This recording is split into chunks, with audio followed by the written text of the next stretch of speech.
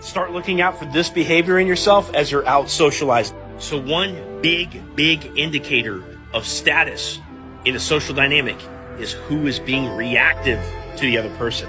You may not know this, but people can goad you into being reactive to them. It's as simple as asking questions. For example, I could be one of your peers at work and I can look at you and say, how long have you worked here anyway? Now you think that you're just answering a simple question and providing some information in response, but just by virtue of responding to that question, you're already being reactive to that person. This is really important because when there's other males in a social situation and they're all vying for the attention of one particular female, you don't want to find yourself in a situation where you're either qualifying yourself or being reactive to those other males. But also women will try to get you to qualify yourself when you're out on a date, particularly if they aren't sure that you are who you say you are. So anytime where somebody asks you to provide proof of why you're cool or why you're awesome or any of the, like, to back up the things that you've said, you do not want to be reactive to something like that.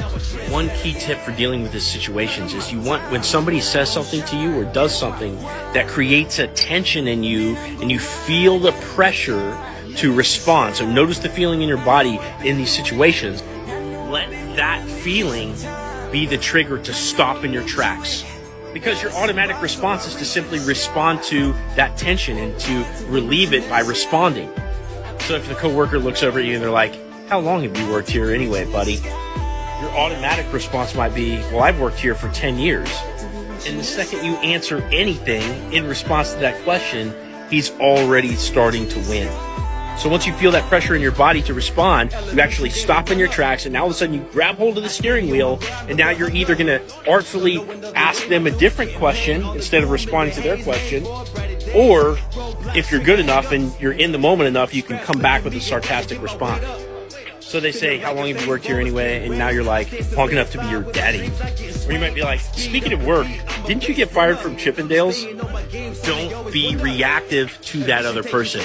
And I guarantee if you just watch yourself over the next week to see if you're reactive to other people, you'll catch yourself doing it over and over and over again because it happens without us even realizing it. Be the person that other people are reactive to.